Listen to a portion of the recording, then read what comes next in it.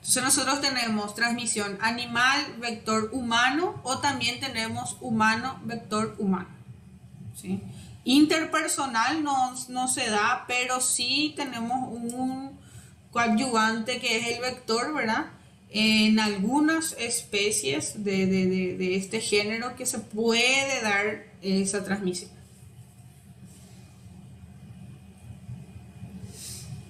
Obviamente, nosotros tenemos casos, muchos casos, un porcentaje muy elevado de leishmaniasis es autolimitante. ¿Qué quiere decir eso? El paciente se puede curar solo, espontáneamente, las lesiones principalmente las que son cutáneas. Y sabemos que los pacientes inmunodeprimidos, principalmente pacientes con HIV, están estrechamente relacionados con la leishmaniasis visceral o mucocutánea.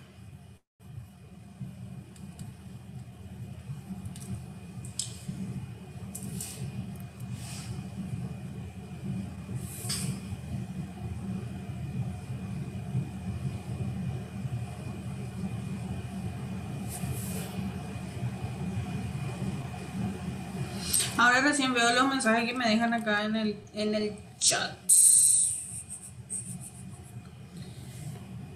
Ahí ahora les va a agilizar los temas del certificado. Yo solamente hablé ese día y nunca más aparecí, ¿verdad?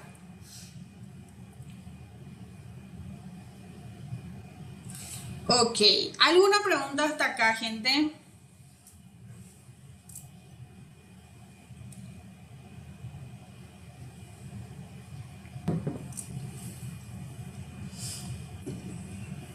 Tengo entendido que tienen clase ustedes de bioquímica también hoy, entonces vamos a ir a la velocidad de la luz. Bueno, cuando hablamos del ciclo evolutivo de la leishmania, nosotros vemos dos formas, ¿sí? Vemos la forma amastigote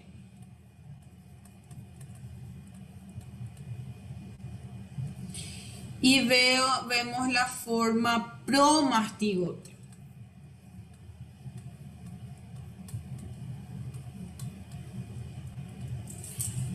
¿Qué tiene de diferencia uno y otro? La forma amastigote es la forma reproductiva en las células humanas.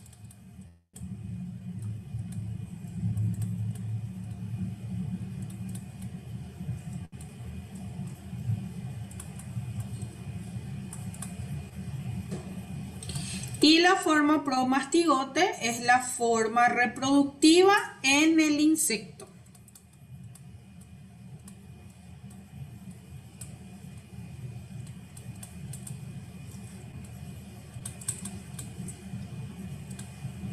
Por lo tanto, también va a ser la forma infectante, ¿sí?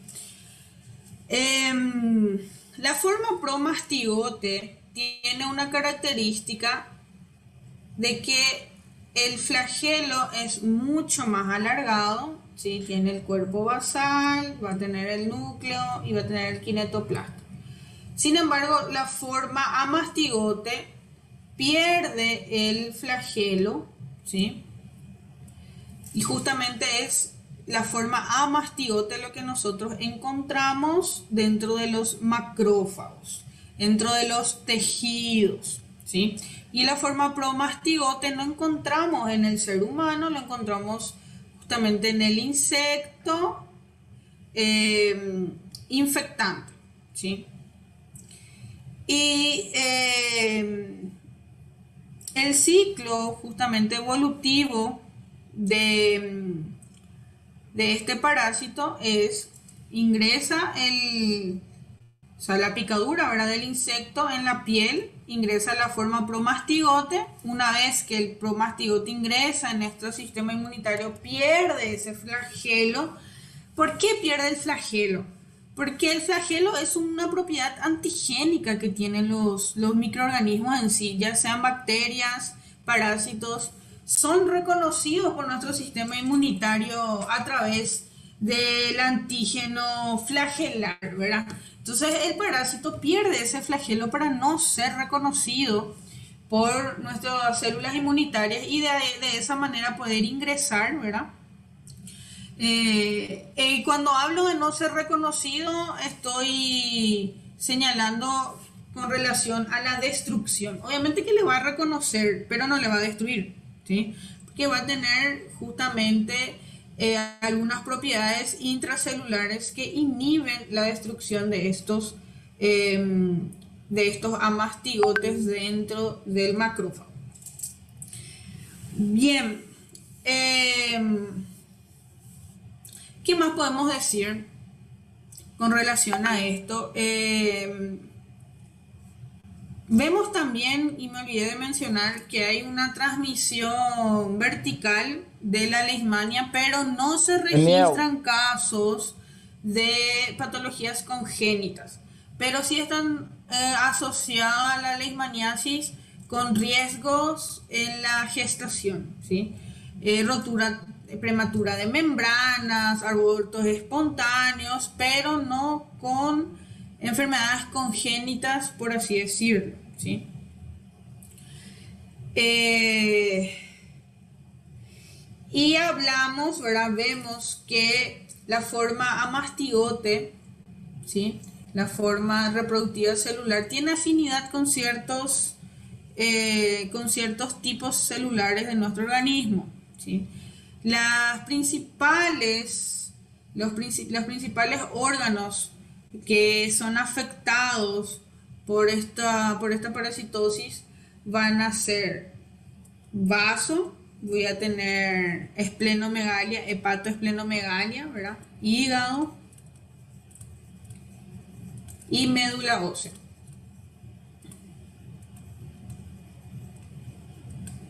¿Sí? Entonces voy a tener pancitopenia, anemia, ¿sí? Pancitopenia, disminución de la producción celular, principalmente de la serie blanca. Voy a tener una disminución de la producción de leucocitos, plaquetas, ¿sí? Voy a tener una alteración de mis enzimas hepáticas.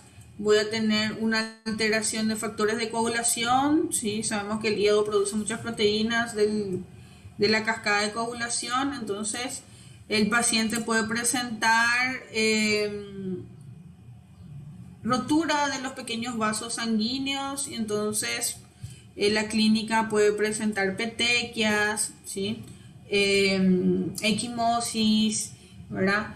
A nivel que alteran, justamente que están relacionados con la alteración del metabolismo de la cascada de coagulación, ¿verdad?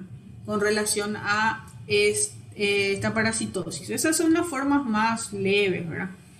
En el vaso, puntualmente se ve una esplenomegalia muy acentuada, ¿sí? ¿Cuánto mide más o menos el vaso? Vamos a ver un poco si se acuerdan, para tener una relación. ¿Cuánto pesa el vaso?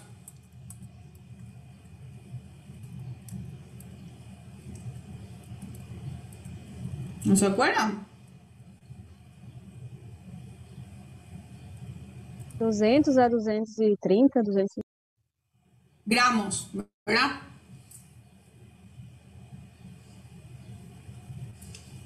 200 más o menos, 250. En una esplenomegalia de origen parasitaria por leishmania, el vaso puede tener 5.000 gramos, 5 kilos. Enorme, enorme. No tienen noción de lo que es. Y les voy a mostrar una imagen justamente del crecimiento, ¿verdad? Que se ve en estos casos. Bueno, con relación al ciclo evolutivo de parásito, todas las formas que vamos a ver tienen el mismo ciclo evolutivo, ¿sí? Lo único que va a diferenciar es justamente las patologías que están causadas por estas formas, ¿sí? Y lo vamos a clasificar.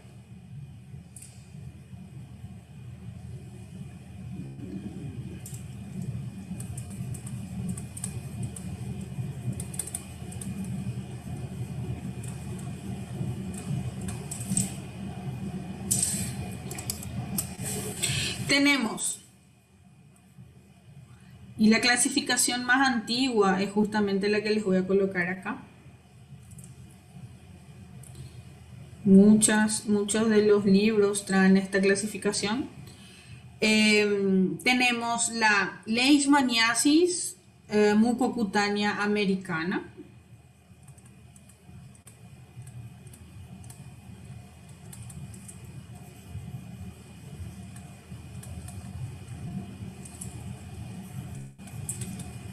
Se le llama también como leishmaniasis del Nuevo Mundo, le llamaban también, ¿verdad?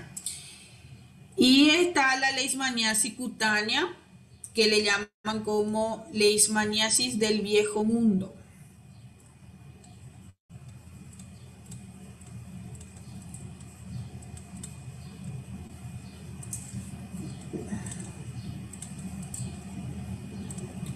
Y la americana le llaman como del Nuevo Mundo. Y está justamente también la forma visceral.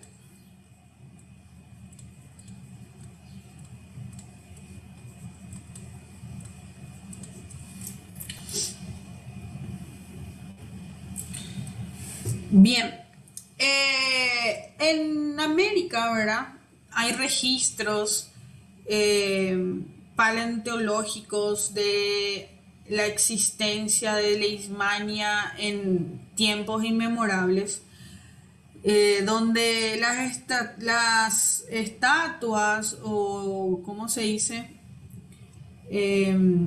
Estructuras, esculturas en aquel tiempo, ¿verdad? En Perú principalmente se vio bastante esas esculturas.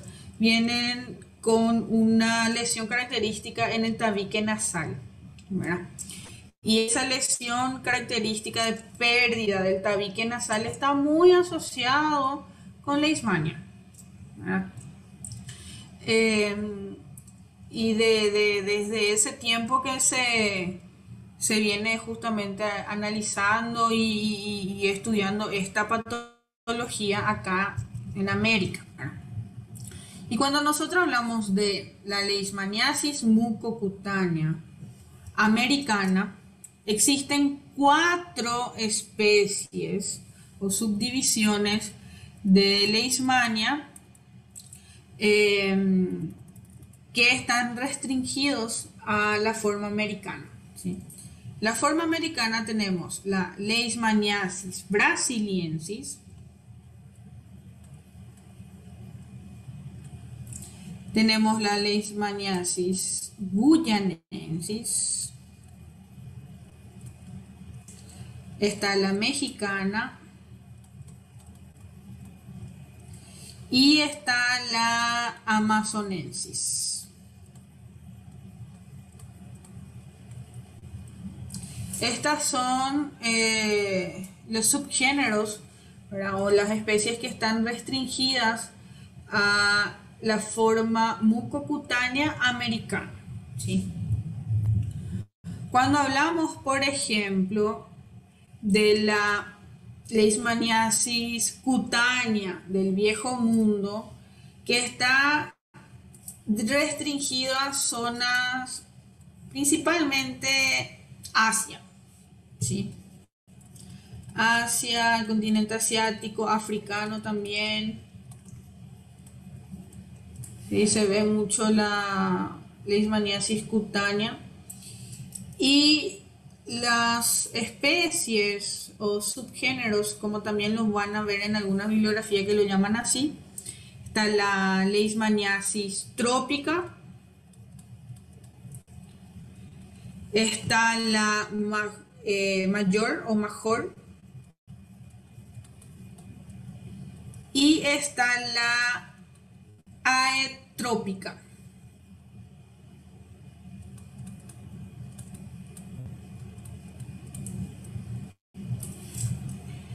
Sí, el cuadro clínico entre la mucocutánea, el cuadro clínico inicial entre la mucocutánea y la cutánea son muy parecidas. ¿Dónde va a ser la diferencia principal? Es que la forma cutánea de la americana va a causar lesiones que son aparentemente indoloras, ¿sí? Sin embargo, en la cutánea del viejo mundo, las lesiones sí son dolorosas.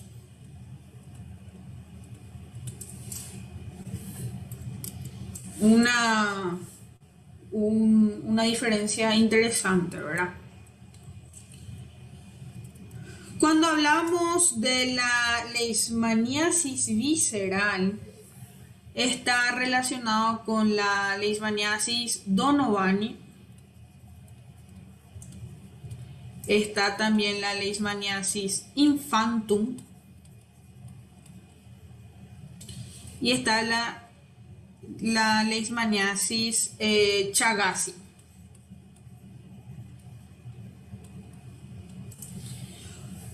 Bueno, obviamente que cuando nosotros estudiamos la leishmaniasis visceral, tiene que tener una forma cutánea, ¿sí? Entonces, indirectamente, estas del complejo Donovani, infantum y Chagassi van a causar también leishmaniasis cutánea, pero ellas tienen la tendencia a desarrollar la visceral. Sin embargo, la brasiliensis, guyanensis, mexicana, no.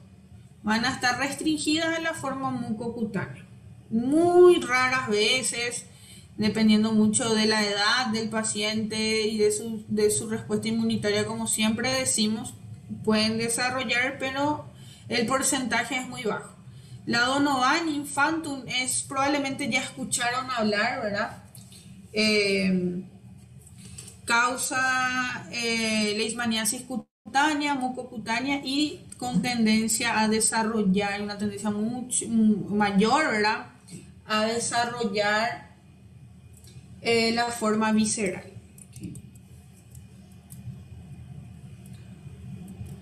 Bueno, ¿alguna pregunta, gente?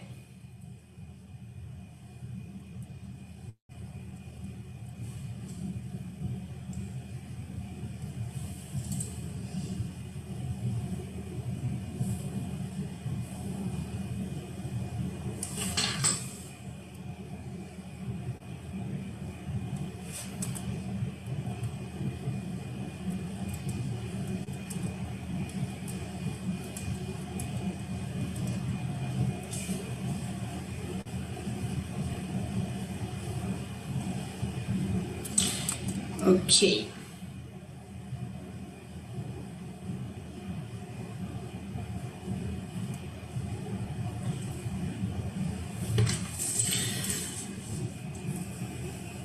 Entonces, cuando hablamos justamente, como les decía, de la patogenia, vemos la clasificación de las leishmaniasis, ¿verdad? Hasta la mucocutánea, la cutánea y la visceral.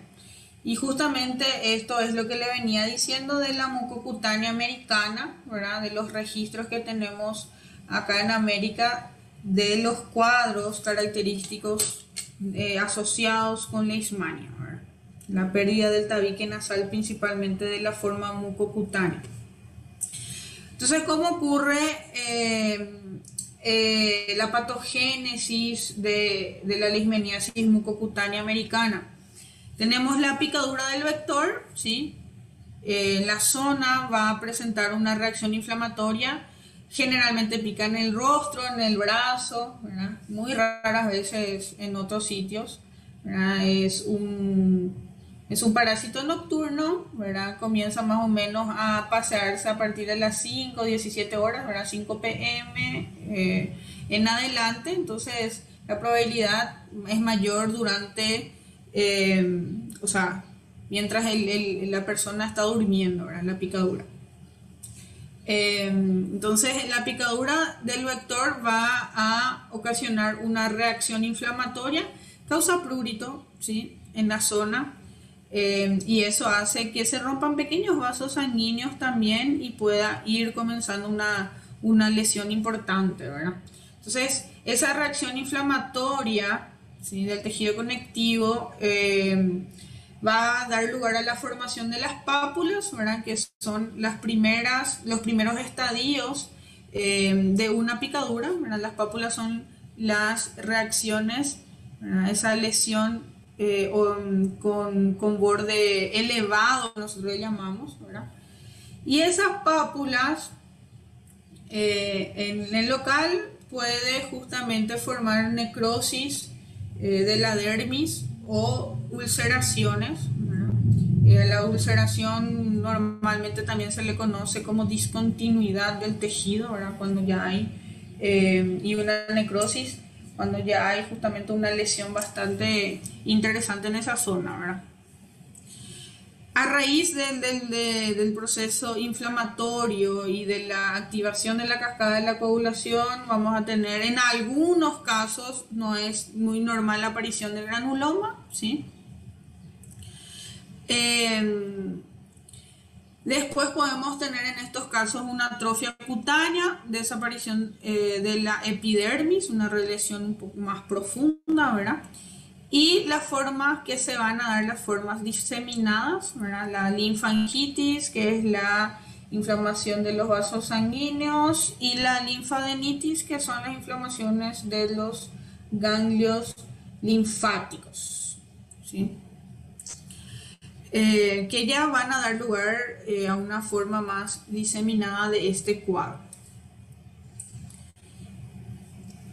La picadura del mosquito es dolorosa, sí, causa justamente prurito, pero en este caso la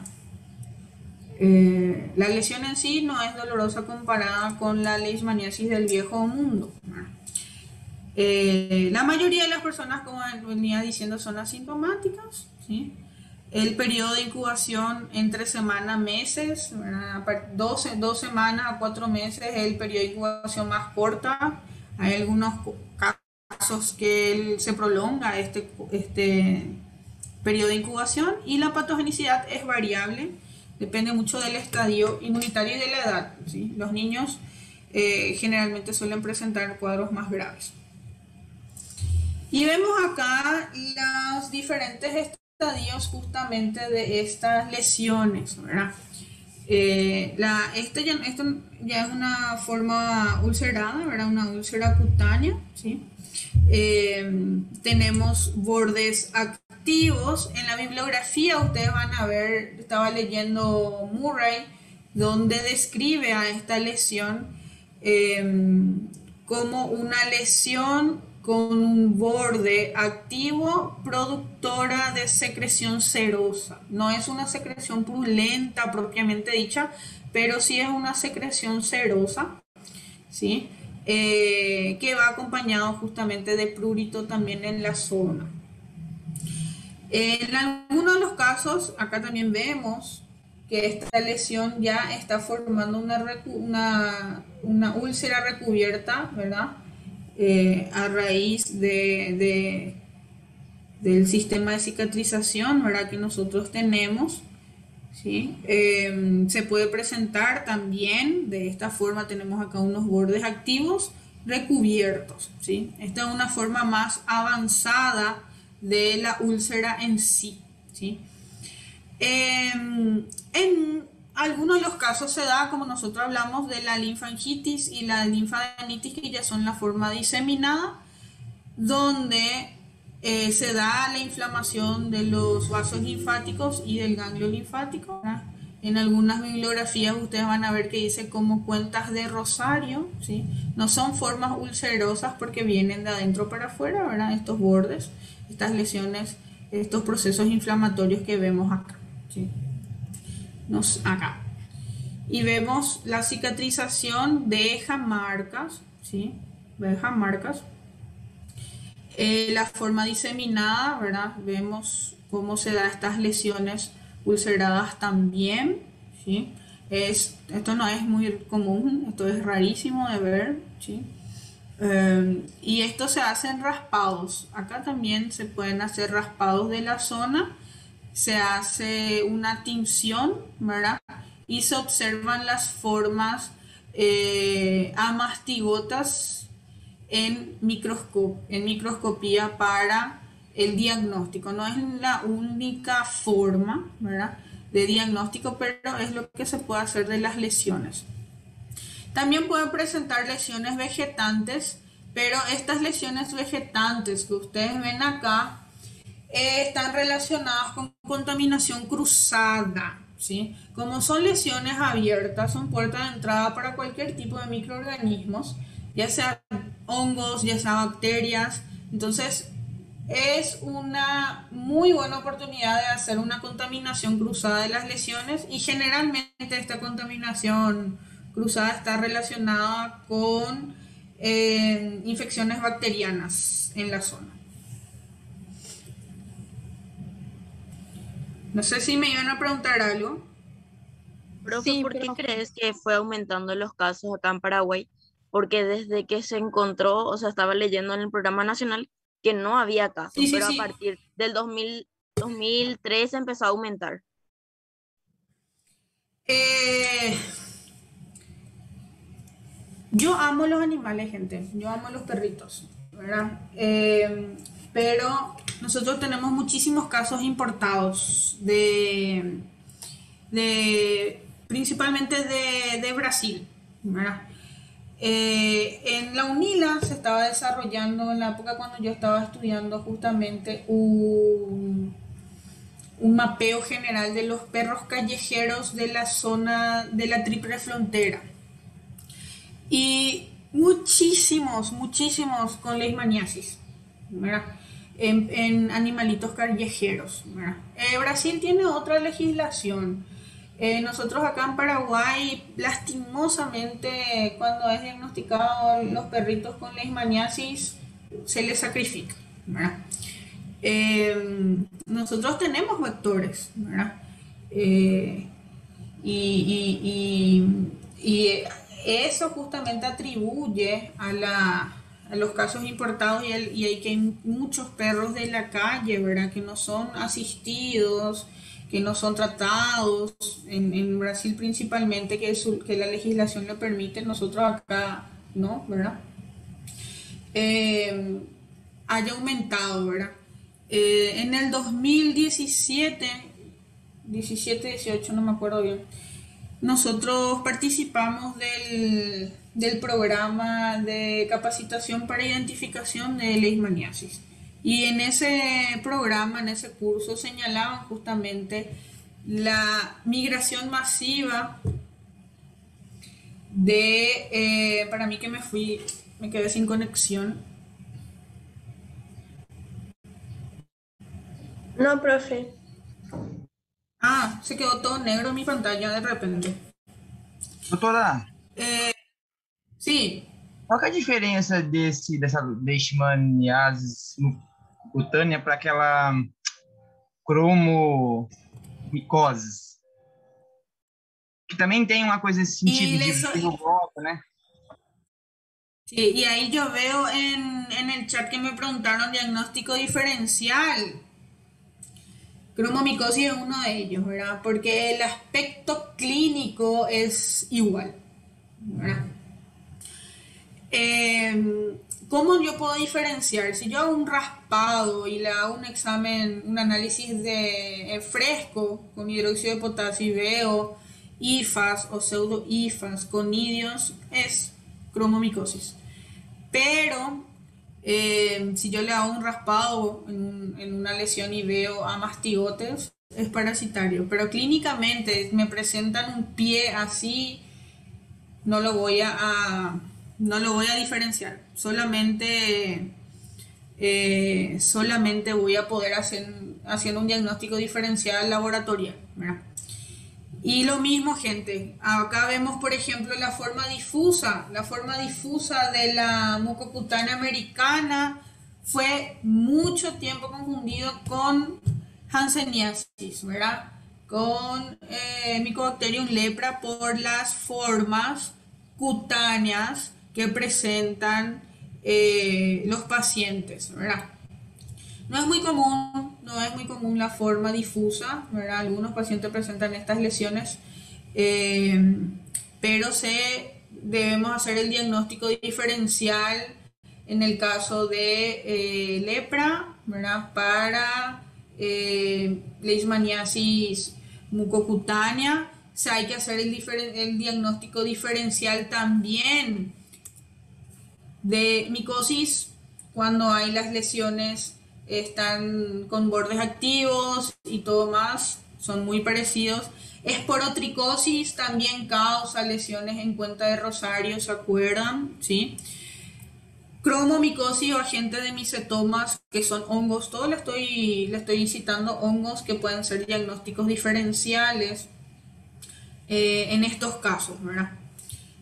Son clínicamente muy parecidos, pero al ser un raspado y miro en el microscopio, cuestión de 20 segundos, de 20 minutos, yo ya tengo un diagnóstico diferencial de hongos versus parásitos, ¿sí?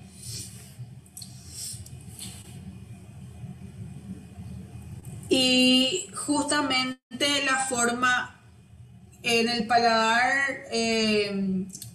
la forma mucocutánea, ¿verdad? En la mucosa del paladar, estas lesiones son las que le llevan a los pacientes a consultar, ¿verdad?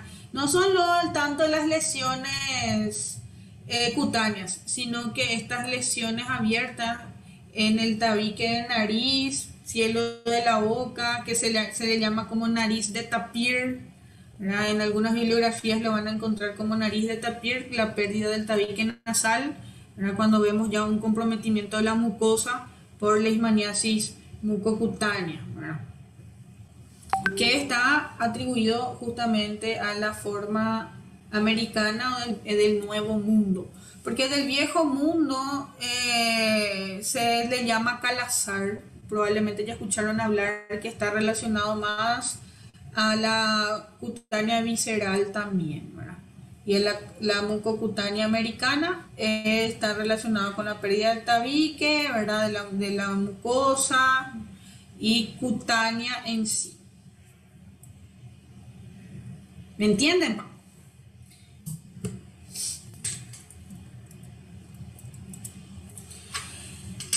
La leishmaniasis cutánea o del Viejo Mundo está justamente restringida a estos países asiáticos, ¿verdad? Arabia Saudí, Irán, Sudán, algunos países africanos también, ¿verdad? Tienen una incidencia mayor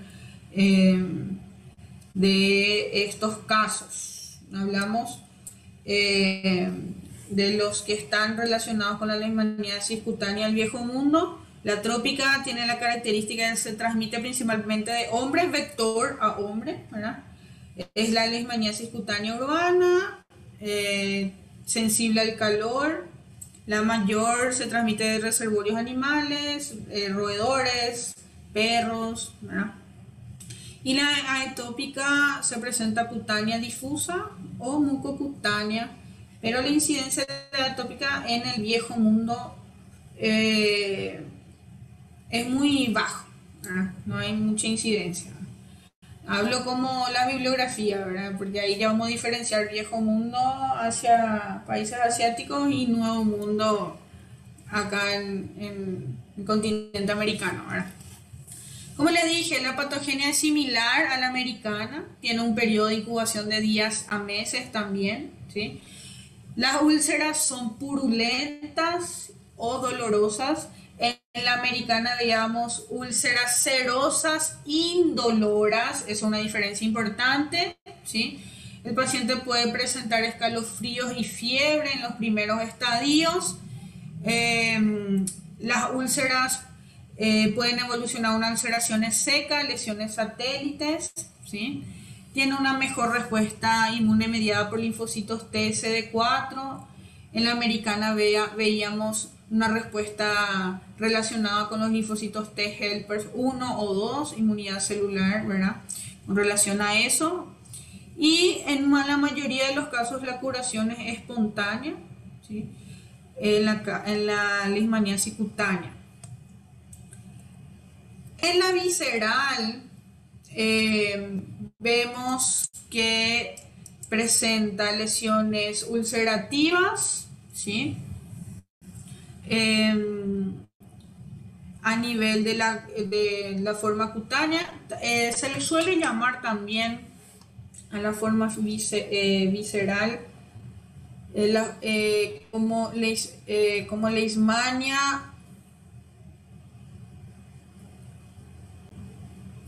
como metaplasia de la leishmania cutánea, ¿sí?